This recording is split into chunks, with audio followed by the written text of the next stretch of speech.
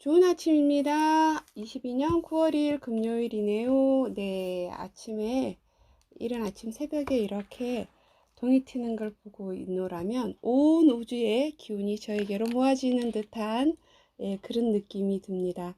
아침에 저희가 이제 그 명상을 잠깐 하고 독서를 나누고 그러다 보니 오늘도 좋은 기운을 맞이할 수 있어서 이 좋은 기운으로 여러분들께 낭독을 할 수 있어서 감사한 아침입니다.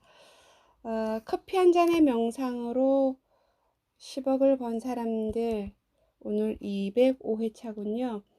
63장 아이디어 성숙에는 단계가 있다. 케쿨레와 비슷한 체험을 한 사람으로 일본의 수학자 오카 기요시 박사에 대한 기록이 있습니다.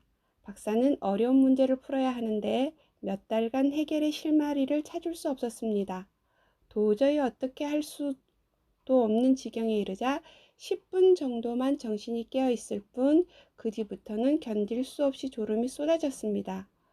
그때 친구의 초대로 시골에서 여름 휴가를 보내게 되었고 그곳에서 연구를 계속했습니다. 연구 도중에 소파에 걸터 앉아 자는 경우가 많아서 선체로 잠이 든다는 기면성 내염이라는 별명이 붙을 정도였다고 합니다. 그런데 가을이 시작될 무렵 아침 식사 후 응접실에 앉아 고민하던 중이었습니다.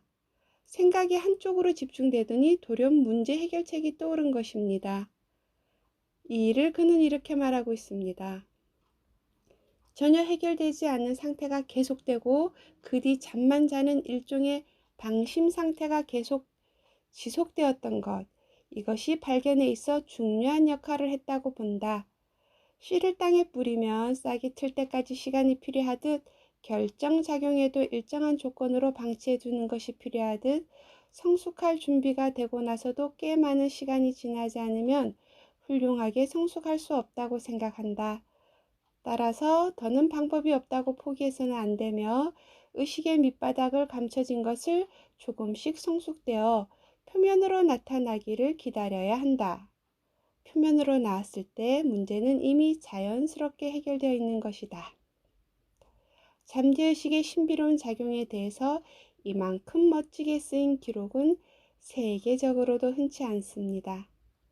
5분 명상. 당신이 완전히 지쳐 있을 때도 잠재의식은 결코 멈추지 않습니다. 그러다 어느 순간 땅에서 솟아나듯 식물의 싹처럼 해답을 안겨줍니다. 64장 잠재의식은 학문의 발견과도 같다. 다음은 미국의 위대한 해양생물학자 루이스 아가시 교수가 하성 물고기를 분류할 때 일입니다. 그때의 상황을 그의 미망인은 다음과 같이 기록했습니다. 석판에서 물고기 하석의 흔적을 발견했지만 선명하지 못했다. 그 하석을 제대로 규명하기 위해 아가씨는 15일간이나 노력했지만 밝혀내지 못하고 완전히 지쳐버렸다. 그는 이 일을 중지하고 머릿속에서 완전히 지워버리기로 했다. 얼마 후 그는 꿈속에서 하석 물고기의 선명치 않았던 부분이 완전히 복원된 모양을 보고는 놀라서 눈을 떴다.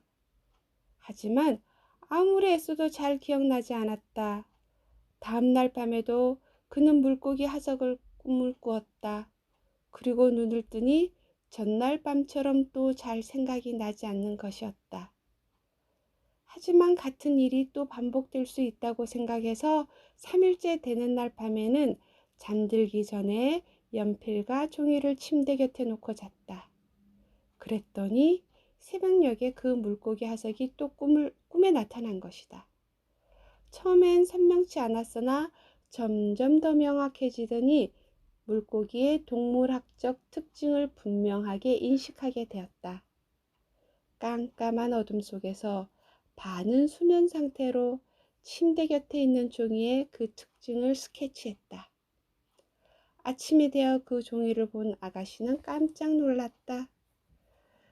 거기에는 그 하석에 나타날 이유가 없는 특징 몇 개가 그려져 있는 게 아닌가. 그는 서둘러 하석이 박힌 석판이 있는 곳으로 달려갔다. 그리고 그 스케치를 참고로 돌의 표면을 정성껏 끌로 얇게 깎아 나가자 점점 물고기에 감춰 있던 부분이 나타났다. 완전한 모습을 보니 놀랍게도 자신이 꿈에서 묘사해낸 그림과 흡사했다. 그로부터 그 하석에 있는 물고기를 분류하는데 간단하게 성공할 수 있었다. 이와 같이 잠재의식은 우리가 도저히 볼 수 없는 것까지도 보게 만드는 힘이 있습니다. 5분 명상. 잠재의식이 꿈을 통해 해답을 제시해 주기도 합니다. 때로 그것이 새로운 학문의 발견으로도 이어집니다. 네, 오늘은 여기까지만 낭독하도록 하겠습니다. 저는 월요일 아침 다시 낭독으로 여러분들과 소통하도록 하겠습니다. 좋은 하루 되시고요.